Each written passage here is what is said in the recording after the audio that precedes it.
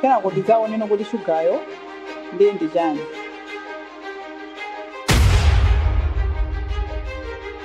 Apa tsopano tikulowa kuti tione za mgwirizano wa pakati pa Atate ndi Mwana. Kama mtima wako mafuna upange chani? Amafuna kuti asunge malamulo 10 apange chabwino. Kupembeza, koma ata kupembeza kwa Mulungu osaziwika, ndipo mawuwo sali mkabuku kuti nkobisika kumana ita kulemba paguwa. Yotino mwana wa Mulungu abwere pa dziko lapansi paja ichitike abwereno mu thupi. Kwanisa kuyendetsa moyo wanga, koma muthawi iyi ndikuzisiya izi pansi, ndikufuna moyo wanga uyendetsedwe ndi mzimu wa Mulungu. Nkhani imene ikuchitika pano pakusiyanisa pakati pa olengedwa ndi chani? Ndi Yesu Khristu. Tilimozo nebe?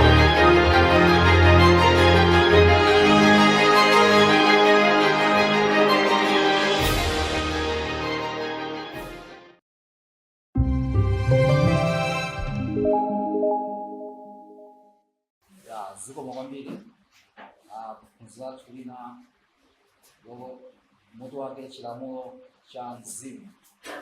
Chilamulo cha mzimu. Kufungi kuti pesese kunzele zaba Yohana na ima pompana anafunsa funso lao. Ndio pemphana kuti funzo limeja mukhale so mukulilindalira chifukwa kumalizisa kapena continuation ya funzo limeja khala ilili lachilamulo cha mzimu. Sinanga jine poka nyama atisanabe mbele. Atate Yehova Mungu watu amene muri kumwamba kuthokozani chifukwa cha nthawi ina iyi yabwino. Sokolo patu pali funzo ili imene mufuna kuphunzitsa kanthu kena pamene ifanano tiyenera kudziwa ndi kukhazikikamo. Ndipempha kuti Yehova mukonze mawu anga kuti akhale ndikuthekera kuti anthu anu akakhale akumvesesa chimene mukufotokoza kudzera mu presentation imene. M'dzina la Yesu Khristu Ambuye athu. Amen. Aroma chapter 8 verse 2 tichita kwambiri ndi buku la Aroma.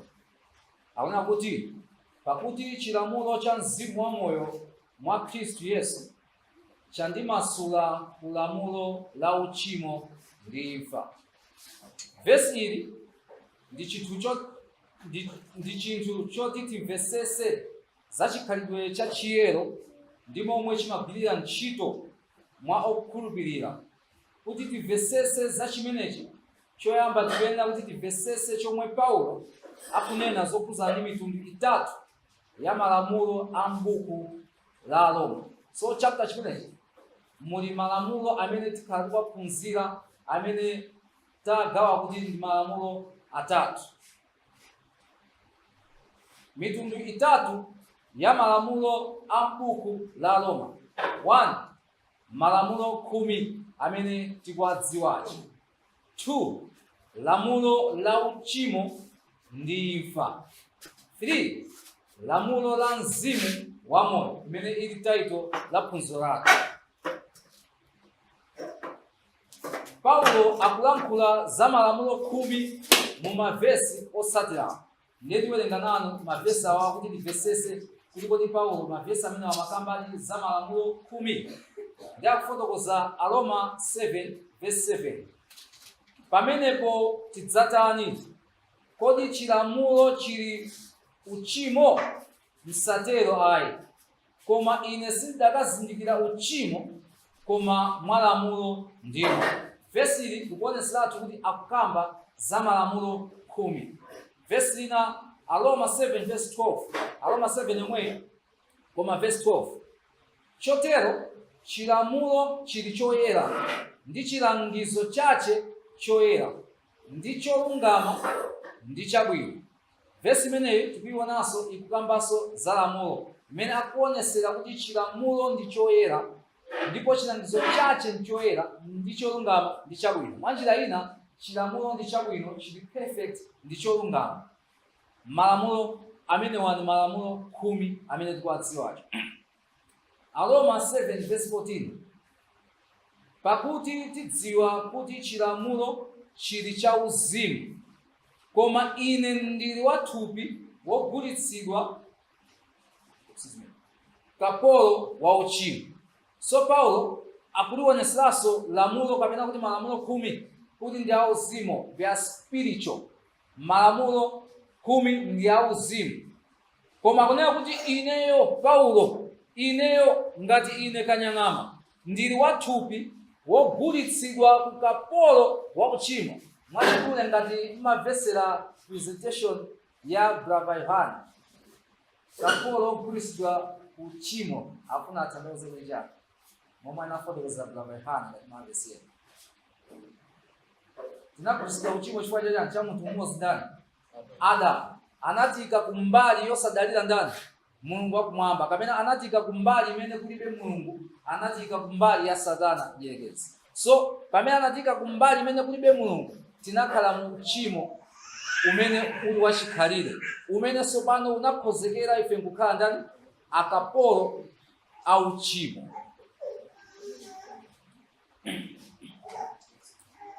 Mavesi onsewa amene tawerengaja akulankhula za malamulo 10 ndipo akuonesera zinthu zingapo. 1, kuti malamulo 10 ndi oyera, ndi olungama, komanso ndi abwino. 2, kuti malamulo 10 amatiwonesera ife uchimo wathu. Izo ndi zoona. 3, kuti malamulo 10 ndi auzimu, koma ife chikhalidwe chathu ndi choyipa, ndife akapolo achimo. So malamulo akuonesera, malamulo 10 ambapo tukamba za malamulo 10 onse kuti ndi auzimu, koma ifeyo chikhalidwe chathu ndi choyipa, ndipo ndife akapolo achimo. Kotero mfundo zonsezi zikutionetsera kuti malamulo 10 ndi abwino kwambiri, koma mavesi otsatirawo akuonetsera kuti pali vuto. Ndiye tiwerenge Aroma chapter 7 verse 21 mpaka verse 23.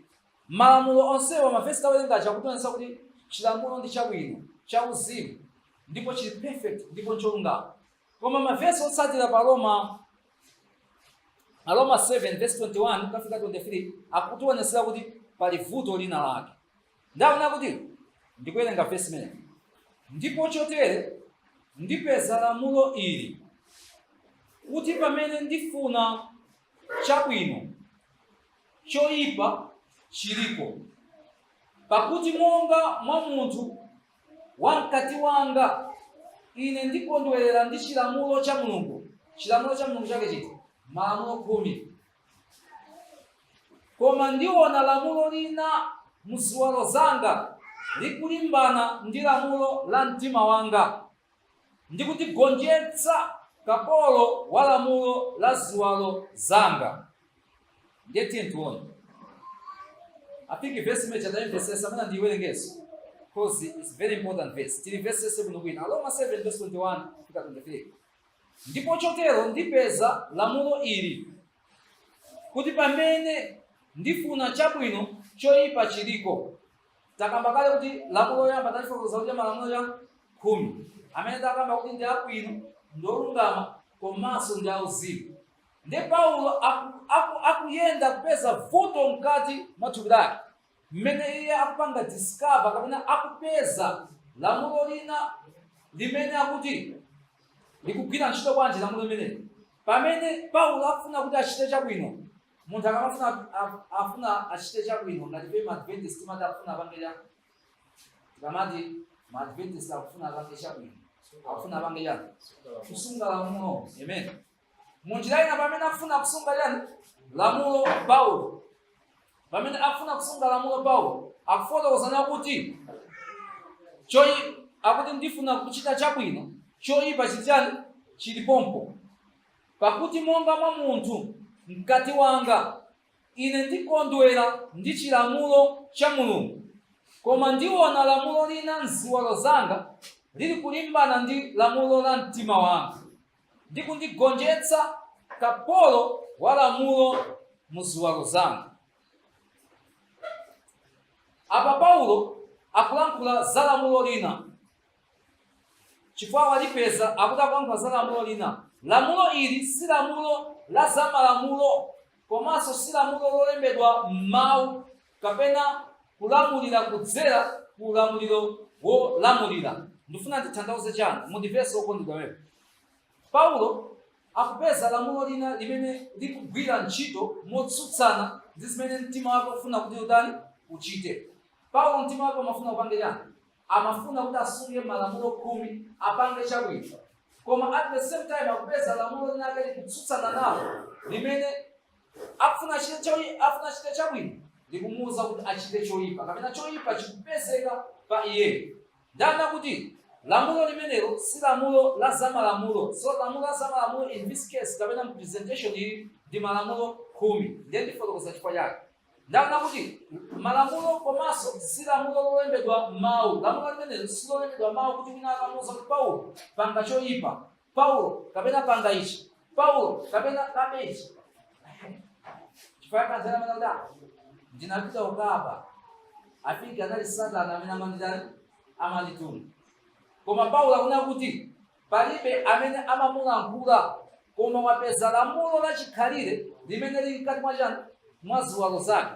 So lamulo limenelo ndi limene likugwira ntchito lotsutsana ndi iyeyo kuti apange chani chabwino kapena kuti kulamula kudzera ulamuliro wa olamulira. Lamulo limeneli lilibe wina wake amene akulipanga gavana kapena akulisogoza kapena limene akutanga kuti iwe upange chakuti, iwe ukabe, iwe ukapange chigolo. Koma ndi lamulo limene linakhazikika. Timvesesa kuti bwino akuti kodi lamulo limeneli likugwira bwanji ntchito? Lamulo limene walipeza Paulo likugwira bwanji ntchito? Ndakuti limeneli lili chonchi. Pamene Paulo akufuna kuchita chabwino, iye amakakamizika kuchita choyipa. Pamene afuna kuchita chabwino koma akakamizika kuchita choyipa. Lamulo ili ndi la mphamvu kuposera za kulingalira kosunga malamulo a Mulungu. Kotero zimapangisa kukhala kapolo wa tchimo.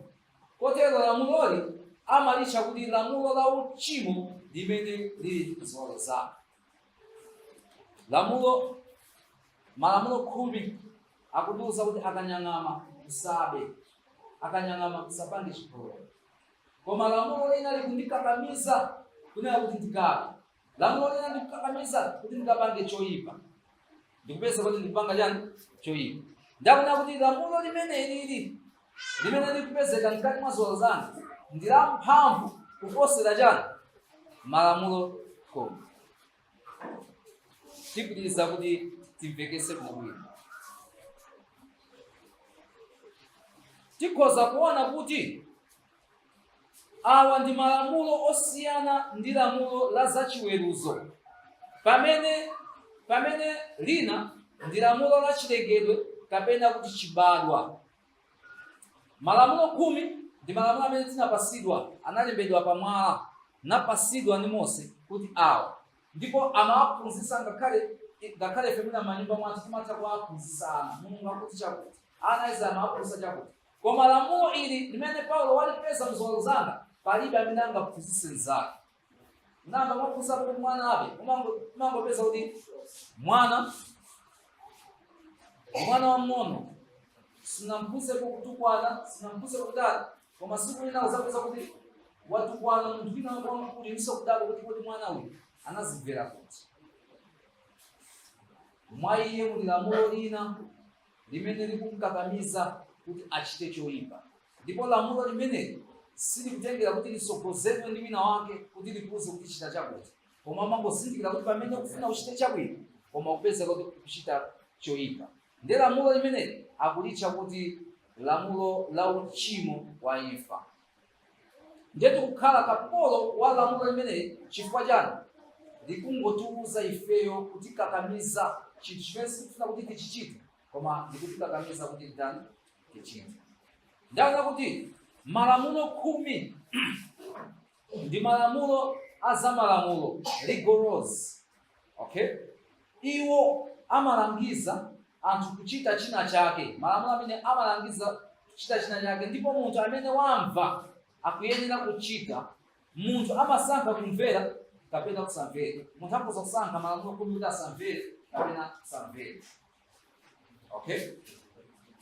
Ndipo munthu amayenera kuti amve, aphunzire kale. Chifukwa mosanapita kuphiri ukatenga malamulo aja atatenga anakawuzanso anaisraeli ndipo aphunzitsa. Mulungu akuti chakuchakuchaku.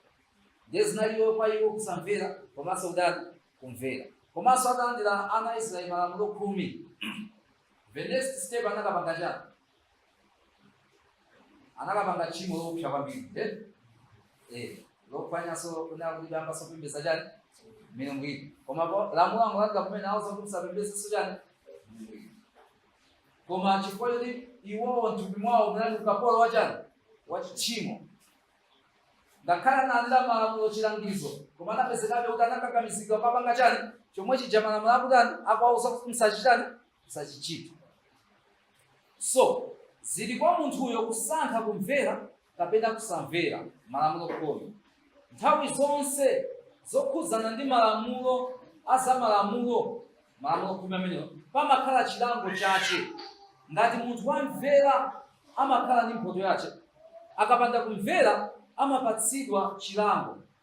Olamulira ndi omwe amakhala ndi mphamvu yopereka chilango kapena ayi.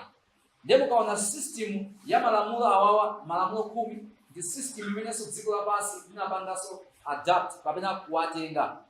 Tindi ndende zathu imene adayika malamulo ngati adziko. Munthu akaphwanya malamulo amamtenga kuti authority imene ili Malawi government imene akamugwira munthu akuba amampititsa mu ndende kukalandira chilango. Chimodzimodzinso nthawi ya malamulo 10 akapereka mu old covenant, munthu akapezeka kuti wagwidwa ndi chigololo amagendedwa miyala. Malingana ndi system imene Mulungu anayika pa malamulo. Ndipo sizinayi zolakwika, ndi system imene imakhalapo pamene pali nkhani yokhudzana ndi malamulo, amene pali authority kapena amphamvu amene adapereka malamulo amene. Pakuyenda kupereka malamulo, amene osankha kumvera amvere ndipo amakhalanso mphoto yache imene amalandira pampando pake. Amene sakusankha kuti amvere amakhalanso mphoto yache imene makhala chiweruzo kapena chilango. Ndakunena kuti olamula ndi omwe amakhala ndi mphamvu yopereka chilango kapena ayi. So, lamulo la chilengedwe limagwira bwanji ntchito? Ndiye muja ndimafotokoza za lamulo 10 mmene amagwirira ntchito. Ndiye za lamulo la chilengedwe limagwira bwanji ntchito. Mamawa Rabbi Yohana anapereka za zitsanzo za malamulo a chilengedwe. Anapereka ndi lamulo lokhazikitsidwa pa chilengedwe. Mwachitsanzo malamulo a gravity afiksindikhapo kwambiri foti anafotokozapo kwambiri Rabbi Yohana. So malamulo a gravity kunena kuti china chonse chimene tingachiponye mmwamba chimagwa pansi. Osati chifukwa wina wake wachiuza kuti ndikakuponya ugwe pansi. Ndi lamulo lokhazikika la chikhalire limene chikaponyedwa pansi chigwa pansi. Ndipo palibe wina wake amene akutilamulira kapena authority. That's the nature of laws of nature imene Mulungu anakhazikitsa. Asayansi aja anangozikweza, koma Mulungu anapanga kale sayansi imeneyi ndi imene adakhazikitsa. Ena aja amangozifufuza munzeru yake Mulungu wapasa kuti mwina zitsanzo mapanga zinthu zina zimene zisitikiza ife pa dziko lapansi. So zonsezi Mulungu anazika malumano. For example, Mulungu atalenga nyanja, analenga nyanja boundary kuti madzi sangatulutse kukafika ku mtunda. Madzi amakhala kuti ali ndi mobwerera mwake. Zina zikachita kuti ngozi ndi zosiyanasiyana, koma madzi sakuyenera kupanga overflow mala imene jaso ndi laws of nature. Sikuti pali wina laws kuti madzi sabwerere, koma Mulungu momwe anazikhazikitsira m'njira yake. Ndiye pali lamulo laws of consequences. Mwina lamulo ili limene tingalipesese bwinobwino. Laws of consequences. Tiyerekeze munthu asanabadwe mwatsopano amapezeka kuti mwina amadya mosasamala, ndiye kutsogolo wapezeka ndi matenda mwina a diabetes kapena hypertension. Amene yoyo ndi born again, wabadwa mwatsopano. Amene saona zotsatira za sugar kapena hypertension kwa born again akhala nazo mafuta ma consequences. Chifukwa chani ndi momwe zinakhalira kuna kuti munthu ukakhala kuti ukudya mosasamala uzapeza chani vuto patsogolo, eba matenda diabetes kapena matenda chani hypertension. Otakhala kuti iwe born again koma ukudya mosasamala kupezabe zimene zofana zimene zili mu laws of chani of consequences. So malamulo achilengedwe simukambidwa kuti usachite kapena icho, usachite ichi kapena icho. Malamulo achilengedwe mulibe ayi, anakhazikitsa kuti mwala ukapotera kumwamba ugwa pansi, mulibe nga kuti usagwe kapena ugwe. Every time kama munthu akuponya ku Zambia, kaya kuponya ku America, kaya kuponya ku Malawi, as long as mwala ukuponya kumwamba, mwalawo umagwa pansi. Zimene zitithandiza kuti timvese kusogolo kumene tikufuna tipiteko. Lamulo la chilengedwe ndi mfundo yomwe inamangika pa chilengedwe chomwe zotsatira zake ndi chimodzimodzi. So lamulo la chilengedwe zotsatira zake chimakhala chimodzimodzi, palibe kusintha ayi. Inakuti tikaponya mwala ku Zambia upitabe mwamba sugwa basi, ukhala momwemo mmene adapangira. So ichi chifukwa chache litchedwa chani lamulo, chifukwa chache litchedwa lamulo.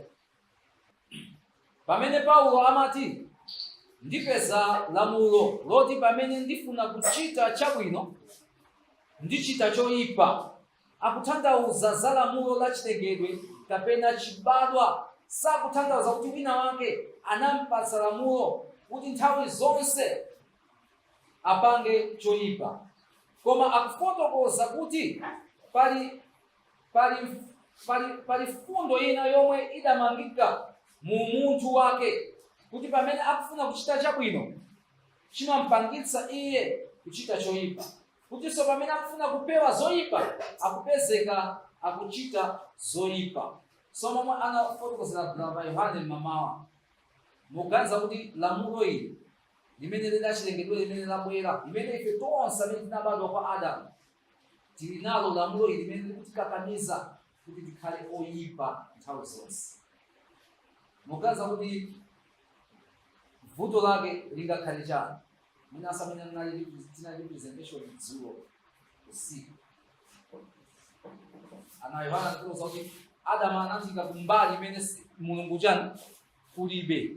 So mbali imene anatika Mulungu kulibe, imene Satana anatipanga introduce kunena kuti Mulungu kulibe. As long as ngati Mulungu kulibe, munthu amasanduka chani? Anasanduka woyipa.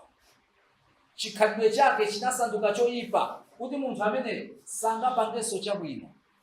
Ono mungapase malamulo 10 kuti ndiyawo, koma ngati munthu uja china chake mwa iye sinachitike, adakali ndi chikhalidwe chimene anatenga kwa Adamu choyipa, munthu uja sangapange chabwino mwina mulimodzi. Munthu uja sangapezeka kuchita chabwino, ola atakhala kuti momwe amene akuti Afarisi amazipangira izi ndi izi zipanga chonchi, palibe chimene angapange chabwino. Chifukwa Yesu Khristu Afarisi anapeza kuti akusunga ndithu zabwino, malamulo akusunga bwino, koma anawuza mwana kuti and Yesu Khristu akakhala kuti akuyankhula fundo ina yake, amayankhula kunena kuti ichi chinali pakati pa Afarisi. Anamuwuza kunena kuti mungosindira mkazi ndi kumuona wapanga naye chani chigololo. Physically anthu aja amatha kupewa osapanga chigololo, koma makhala kusilira ndi kumapanga zigololo chani maganizo zawo. Ndi Afarisi anadana naye kwambiri Yesu, nakuti uyabwesa chinthu china chimene sitingathe ife kuchimangira chani mpanda kuti tichani tichisiye. Bona mbali hii physically kumatha kumapewa osachita, koma bwesa chinthu china tichisiya bwanji. Chimene ikupezeka lamulo limene amalipeza Paulo, lamulo unena kuti likutikakamiza kuchita choyipabe. Mapezeka kuti chali chimene asabale ndi kusunga, koma ndikumangokhala ndi maganizo oyipa, mangokhala kuchita zoyipa, chifukwa anthu ambiri simagona kena. Koma choncho lamulo loyamba limene tinafotokoza ichi, malamulo 10 ndi malamulo la zamalamulo limene limakhala ndi authority amene ali Yehova Mulungu mwawo, amene amapereka kunena kuti munthu ukhoza kusankha kuti umvere kapena kusamvera. Koma pamene wasankha kumvera umakhalanso ndi mphotho yace imene Mulungu akupasa, komanso pamene wasankha kusamvera pamakhala chiweruzo chace. Ndiye Paulo akupezaso lamulo lachiwiri limene lili mkati mwa thupi kapena mziwalo. Ndi lamulo la tchimo lomwe lili lamulo lachilengedwe. Lachilengedwe chifukwa yani? Tikubadwa nalo, tikubadwa kumbali imene Adamu adatinga, mbali imene Mulungu kulibe, mbali imene tidalira toka, selfishness, undeka umene tili nawo. So mbali imeneyo chilamulo chimenechi ndife akapolo a tchimo. Ndipo sizingatheke okondedwa ndinu kuna kuti tikathe kusunga lamulo pamene tili chani kumbali imeneyo, chifukwa kuna kuti lamulo ilaziwa ndi la mphamvu kuposera malamulo khumi. Kodi pa malamulo awiriwa la mphamvu ndi liti? Ifuse mpiri pa malamulo khumi ndi lamulo ili walipeza Paulo mene atafotokozera ndi kutalikambira mucha la mphamvu ndipe mphamvu ya nkhawa basi. Chifukwa kuti mtima umafuna kuti ndisunge chani malamulo khumi, koma apezo lachilengedwe kundiuza kuti ayi kenako ndipezeka kupanga chitani choyipa. Ndiye tiwerenge kuti nzoona kuti lachilengedwe limene mphamvu, Aroma 8:3 mpaka 4. Timve Bible kuti chani. Pakuti chimene chilamulo sichinathe kuchita popeza chinafowoka mwathupi, Mulungu anatuma mwana wake wa yekha m'chifanizo cha thupi la uchimo, ndi chifukwa cha uchimo natsutsa uchimo mchani mthupi. Paulo akuti lamulo kapena malamulo khumi adali ofowoka, koma adali ofowoka mchani? Fatadziwa kuti malamulo khumi ndi olungama, malamulo khumi ndi oyera, malamulo khumi amatidziwitsa ife tchimo. Koma kuna kuti malamulo khumi adafowoka mthupi, ndipeza kuti adafowoka chifukwa chani? Chifukwa silidakatha kupereka chiyeretso, silidakagonjetsa tchimo, chifukwa limachita ndi munthu wodani oyipa. Munjira ina lamulo linampeza munthu amene ali wodani oyipa, ochimwa. Ndiye amafika sazina kuti Yesu Khristu anali olungama chifukwa adasunga chani malamulo. Afiki tibweranso kuphunzira imeneyo. Koma Yesu Khristu anabwera ali olungama chani pa dziko lapansi. Timakumbukira choncho Yesu Khristu anabwera ali olungama kapena kulungama kwake kudaoneka chifukwa adasunga lamulo. Anabwera odani. Ndiye ena amana kuti Yesu Khristu ku perfection yake anabwera chifukwa amasunga chani lamulo. Afiki tizafikanso kuphunzira imene la chilungamo cha Yesu Khristu. Koma Yesu Khristu anali wolungama chifukwa anali example imene amafuna kuti ife atiyike kuti tikhalenso otani olungama, kuti lamulo likabwera pa ife litipeze tili wachani olungama. Chija tikuchikamba kapolo wa tchimo chitafa, kotero sitizakhala otsutsika ku lamulo jafa zakali lamulo jamulibe mkati mwa chani mwa ife. Afiki tifikanso kusokolo.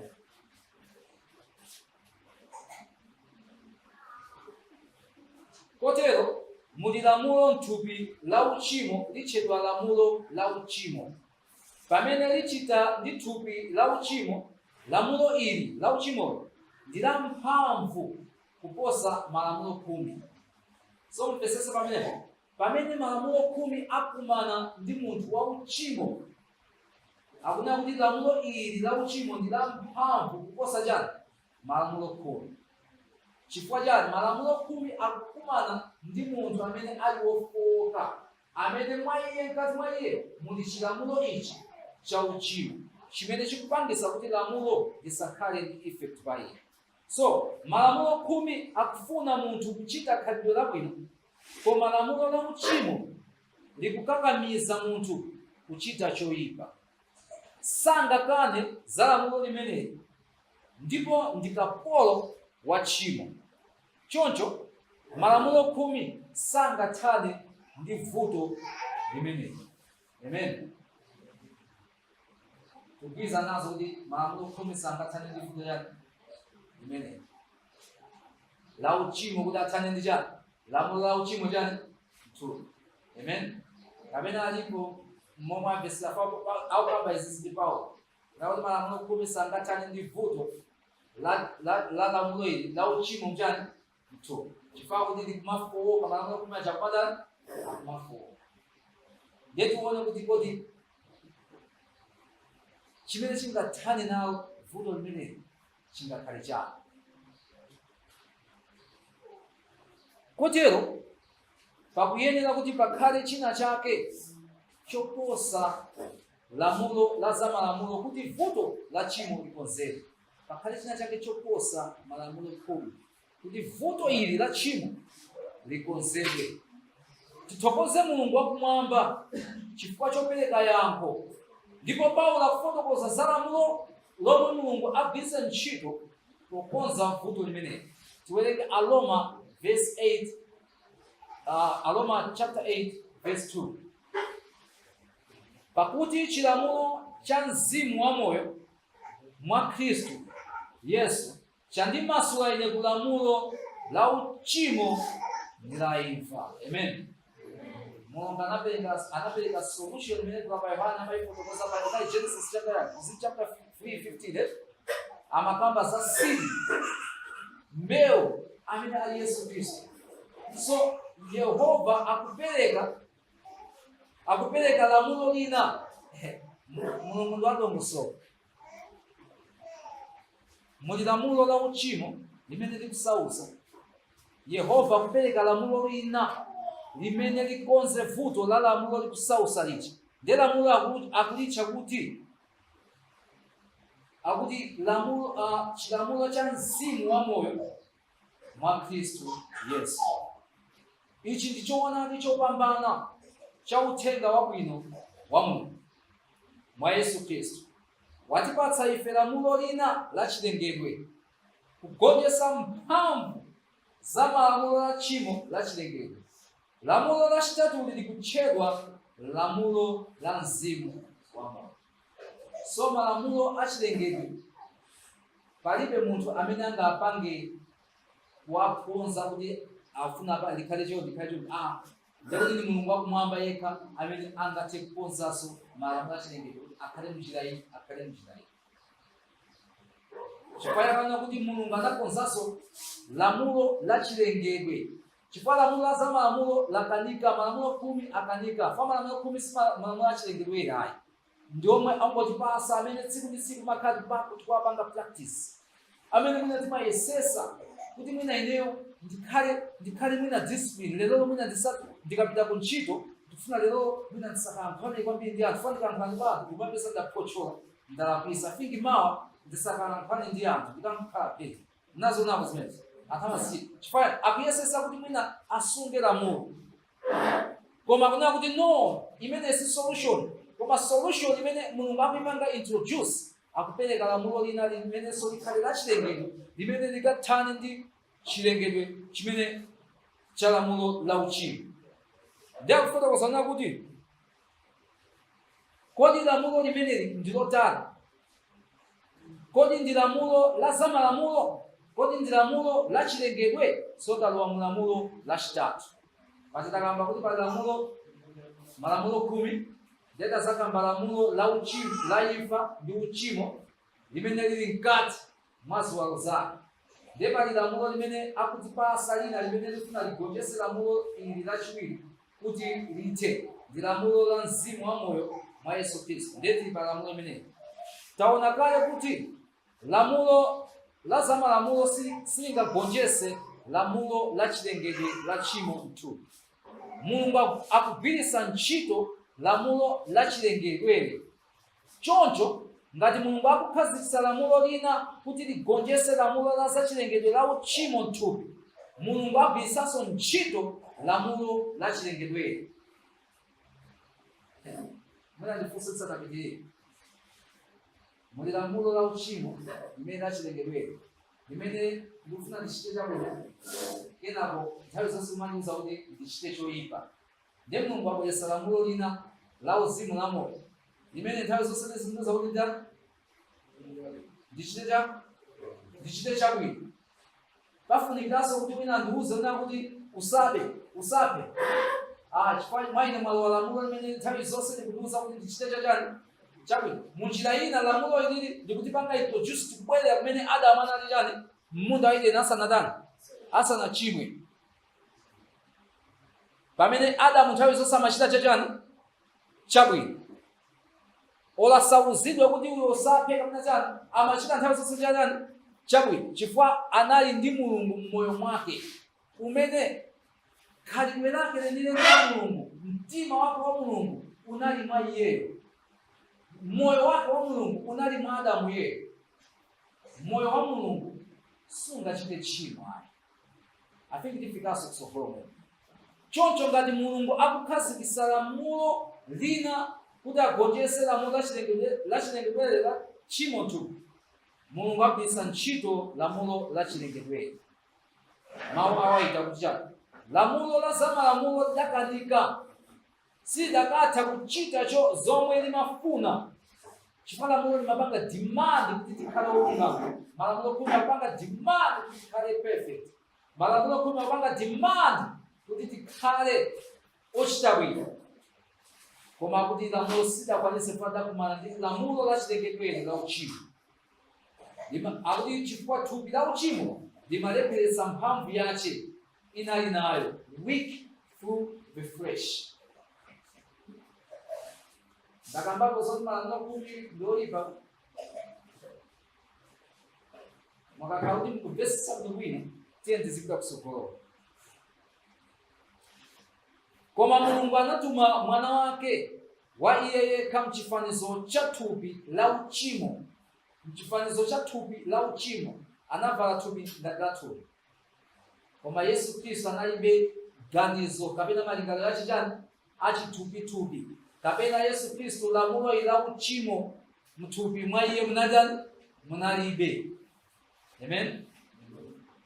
Lingaliro la chithupi kapena lingaliro la uchimo mwa Yesu Kristo munalibe. Koma Yesu Kristo kufanana ndife chifukwa choti anavala chani thupi limene li subjected kuzofowoka, limamva njala, limafowoka, limatopa, koma analibe mind ya uchimo ngati mmene linali chani ifeyo. Pamene kuti mvesesana. Kodi zimenezi anapanga bwanji? Yesu anazipanga bwanji kuti apange introduce lamulo lachilengedwe la mzimu wa moyo mthupi? Anachita izi poyika lamulo lina mthupi lomwelo. Lamulo ili ndilo lamulo la mzimu wa moyo. Kudzera mwa mzimu Mulungu anayika mfundo ina mthupi la uchimo imene chilengedwere likonda kuchita chabwino. Fundo imene ikondwera kuchita chifuniro cha Mulungu wakumwamba. Chifukwa chake achina Paulo mamata amene analipo kaya osiyana-siyana amene analipo ngakhale amafika saizi kuti anthu akufuna aphe komabe adalola kuti aphedwe. Chifukwa chake osati chifukwa chakulimba mtima amakamba sanzapo kuti mina chifukwa chakulimba mtima koma chifukwa choti mwa iwo munali mzimu wa moyo wa Mulungu wakumwamba umene nthawi zonse amafuna achite chabwino ngakhale choyipa chingafike. Nthawi zonse amafuna apange chabwino. Osati chifukwa chake wina wauza kuti msabati chakuti koma chifukwa Mulungu ayika mbewu yake nieni moyo wako mweni ndipo nthawi zonse amachita chabwino. Lamulo la uchimo limagwira ntchito chonchi. Thupi langa la uchimo limakonda kuchita choyipa. Pamene ndikufuna kuchita chabwino nthawi zonse limachita choyipa. Lamulo la uchimo ichi. Lamulo la uzimu limagwira ntchito chonchi. Chilengedwe changa chatsopano chikonda kuchita chabwino. Pamene choyipa chipezeka pa icho chokha kuti chabwera nthawi zonse ine ndimachita chabwino. Tiyeni tidziwe ichi kuti lamulo lachitatu, lamulo la mzimu wa moyo, ngati momwe lili lamulo la uchimo mthupi, palibe lamulo la chilengedwe limene lilipo lomwe limadalira kulangizidwa chochita. Umangochita basi. Silangizidwa kuti uchite ichi kapena usachite ichi. Zimangochitika basi. pamene munthu mzimu wa Yesu Khristu wachoka mkati mwa iye, ngati momwe unachokera mwa Adamu and Eve, iwowo moyo wawo unali wongochita choyipa basi, malingaliro awo anali oyipa basi, achithupithupi. Koma pamene wabadwa mwatsopano, Fatima kujaso Adamu kuti anabadwanso mwatsopano, analandiranso mzimu uja wa Mulungu mwachikhulupiriro mwa Yesu Khristu, anayambabe kuchita chabwino. Pamene choyipa chimayenera kuti chipezeke pa iye, anayambabe kumachitabe chabwino. Anaphunzitsa ana ake za Mulungu wakumwamba, anapitizabe kuwaphunzitsa za nzeru yakumwamba ana ake ndi anthu onse amene anali nawo, chifukwa chonena kuti tsopano adalandiranso mzimu wa Mulungu. So malamulo achilengedwe adapangidwa mu mphamvu, ndipo chilangizo chilichonse mdziko universe sangagonjese malamulo amenewo. Chilangizo china chilichonse ka dziko lonse, ngakhale Satana amene sangathe kugonjesa malamulo amenewo, chifukwa malamulo achilengedwe. Ichi chifukwa chache malamulo onse azalamulo mdziko lapansi sangaletse anthu uchimo kusiya uchimo. For example, mina ku church kwati munthu anagwidwa ndi chigololo, nde amuyitana kandi elders council kandi business meeting, ndifuna tivomere mona mtima. Munthu uja business council kapena council amalangizidwa kuti akhale born again, kapena amalangizidwa pa mlandu wake specifically wa chigololo. Amalangizidwa kuti specifically pa mlandu wake wachani wa chigololo. Chifukwa chake muzapeza anthu ambiri amati akagwesedwa mawa Satani azagwesedwanso, lina lonse Satani azagwesedwanso pa mlandu wake wachani wa chigololo. Chifukwa chani?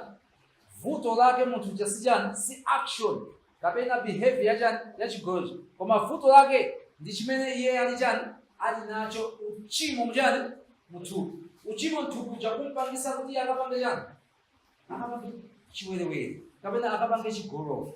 So ife tikangopanga concentrate pa ma behaviors, tisakuona vuto la munthu uja, chifukwa anthu ambiri mwina Seventh Day Adventist simaona again. Zikakamuna zokhumudwitsa ambiri ma Seventh Day Adventist mwina sagafikanso kumwamba, chifukwa anthu ambiri simaona again. Akupanga concentrate kwambiri pa ma behaviors, ayiwala china chake. Chifukwa Yesu Khristu pepani, chifukwa Yesu Khristu ali ndi Nicodemus, anamkakamina Nicodemus kumuwuza kuti indetu ndinena iwe ngati munthu sabadwanso mwatsopano sakaona chani ufumu wakumwamba.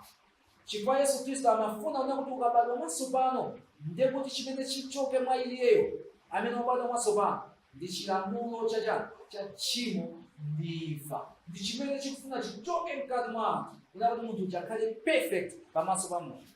Kuti chikachoka chimene chacho, Mulungu apangamo introduce lamulo la mzimu wa moyo, umene munthu ujayo sitikhalanso naye vuto in terms of my behaviors. Chifukwa akakhala ndi wabadwa mwatsopano, makhalidwe ake akhala abwino, osakhala kuti chifukwa akulangizidwa, koma chifukwa kuti Mulungu wapanga introduce mtima wake wenweni, moyo wake wenweni mwa munthu uja.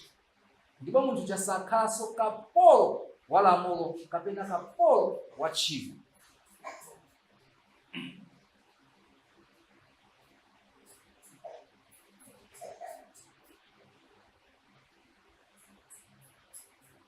Mzimu wa moyo sudalira lamulo na zamalamulo kapena ndondomeko zina zake zolembedwa kuti ubweretse chiyero. Lamulo la mzimu la moyo limagwira ntchito yobweretsa chiyero chenicheni, chifukwa Yesu Khristu adayika mtima wa Mulungu mwa ife. Yesu Khristu adayika chiyero chenicheni cha Mulungu mwa Khristu wokhulupirika. So chiyero chimene tikulandira pamene tabadwa mwatsopano kodera, sikulandira chiyero cha wina aliyense, tikulandira chiyero chenicheni cha Mulunguyo. Amachita izi popereka mzimu wake mwa ife, popereka moyo wake mwa ife, popereka umulungu wake mwa ife, zimene zimapangisa ife kuchita chabwino nthawi zonse. chifukwa chake munthu amene ali born again kumapezeka kuti akuchimwabe kapena pakhale question mark ndikuti moyo wa Yesu Khristu kapena chiyero cha Yesu Khristu mwa iye chani I think kuzolina lachimwako cha Yesu Khristu zakhale posa chifukwa zakhale Biblia pamene chifukwa chiyero cha Yesu Khristu ndicholungama 100%. Ndengati chili mwa ife wachipanga introduce mwa ife ndakuti kuti tikhalanso mwa statement omanena kuti justice kapena justice ndiolungama mwina kuposako akanyang'ama, koma akanyang'ama mwina ndiolungama kuposako ako tikhalanso mwa statement amene sitingakhale nawo chifukwa chani Baba Yohane ngatalanda Yesu Kristo anda Yesu Kristo mwe chiyero chake 100%. Justice anda Yesu Kristo anda Yesu Kristo yake mwe chiyero chake 100%. Pamodzi tonse tili olungama 100% pa chiyero cha Mulungu wakumwamba. Ndipo we are sure kuti ndife olungama osakayikako sawa. Koma kulungama kwake chifukwa kuti Yehova kapena kuti Yesu Kristo mwana wake wapanga introduce moyo wake weniweni wa Mulungu wakumwamba. Kotero chifukwa chache zimenezi moyo umenewu umatulutsa zipatso za moyo wake wa umulungu, osati chifukwa cha lamulo la zamalamulo, osati chifukwa cha malamulo 10 koma chifukwa chona kuti khalidwe lake wa Yehova wa mwaife ikutulutsa zipatso zenizeni za Mulungu wakumwamba. So zipatso za Mulungu wakumwamba ndi zipatso zodala, zipatso zokoma zimene mwachikule zimukhalidwe lake yake imene maicha kujana malamulo. Munjira ina zimene zinalipedwa pajana pa malamulo. Sungata. Koma sikuchita izi chifukwa kukakamizidwa kuti akuza kuti usachite kapena uchitiza kuti koma chifukwa kuti Yesu Kristo wapanga introduce watipasa moyo wina umene uli moyo wa chiyero chake cha Mulungu weniweni wakumwamba. Ichi ndi nsangamira yoyikika ya choonadi cha chiyero cha Yesu Kristo. Akamakamba kuti born again. This is how mmene zimakhalira kuti munthu uyu wobadwanso masukano. Zina zimakhala zoti symbolism kapena kuti kumalizisa kalowa m'madzi kukwanirisa. Fanana kuti ikola undibatize kuti kukwanirisa chake fulfillment of that righteousness. Koma chimakhala kuti miracle yachitika pale pamene munthu wangovomereza by faith in Christ. Ndipo Mulungu instantly amapanga introduce kapena kuyikamo moyo wake wa mwana wake Yesu Kristo. So iyi ndi nsangamira ya chiyero chake cha Yesu Kristo. Kwa amene amakhazikika pa zalamulo la zamalamulo amati sitingayesedwe pokapoka tisunge lamulo. Amene amakhazikika mwina pa malamulo amene kuti sitingayesedwe pokapoka tikhazikike pa lamulo. Koma amavomereza kuti tisowekera Khristu kuti tiyeresedwe. So zili yake kuti ndimanesesa zili like kuti inde Yesu Kristo andipasa chiyero koma kwina kuti mdani ndimuthandizire, which is blasphemy. It's blasphemy. Sungamthandizire kuti Yesu Kristo akupasa chiyero. Chiyero is a free gift, ni mphaso ya ulere imene akukupasa iwe mwa iwe. So akufotokoza kuti amanenanso kuti tisowekera mphamvu za Yesu Kristo kuti tiyeresedwe. Koma sangasiye zalamulo la zamalamulo. Chifukwa chake nthawi zambiri anthu amene timaoneka ngati tikusunga malamulo ndiziyamakamba anzapa kuti timayamba kudana kuweruzana wina ndi chani ndi zake, timayamba kuzitama ndi ananja ndi zake. Ani Paulo ananena vesi nakuda kuti tizina kuti kachani ndikuti ndiyamba kuzipanga boost kuzitama kuzitamangira yende ndikuti Yesu Kristo anafa pachani pachani. Chifukwa chiyero ichi akupereka ni Mulungu yekha, chifukwa ndi chiyero akuti kuti chiyero chimene titandire chikhale chiyero chake cha Mulungu wakumwamba posati cha ife. Cha ife ndi chimene anatipanga introduce Satan kuti tikhoza kukhala wabwino kupanda ndani Mulungu wakumwamba. Ndi chimene Satan anatiyika kumuwuza Adamu kuti ukhoza kukhala wabwino kupanda ndani Mulungu wakumwamba.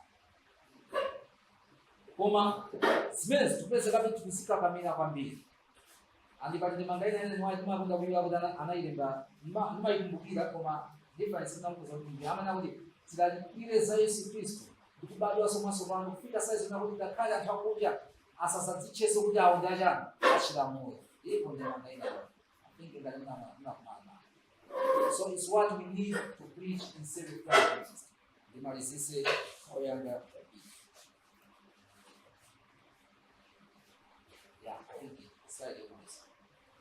nde amati ayenera kugwirizana ndi lamulo kuti adziwe chabwino ndi choyipa. Kenako ndikachitapo kanthu monga mwa lamulo ndikupempha Yesu Khristu kuti awathandize. Koma choonadi ndi ichi, Mulungu anatipatsa ife moyo wamwini wa mwana wake mwa ife. Watipanga ife kukhala mbali yake ya iye mwini, kuti chosa kumene Adamu adatiyika mbali yoyipa. Ndi mphamvu ya mzimu wake watidzala ife ndi khalidwe lake mwa ife.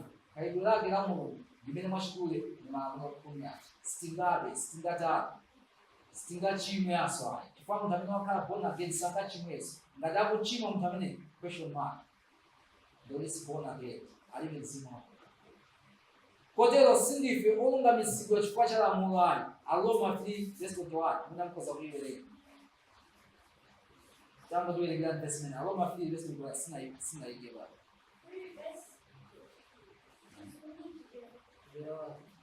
Aroma 3:21. Lazio.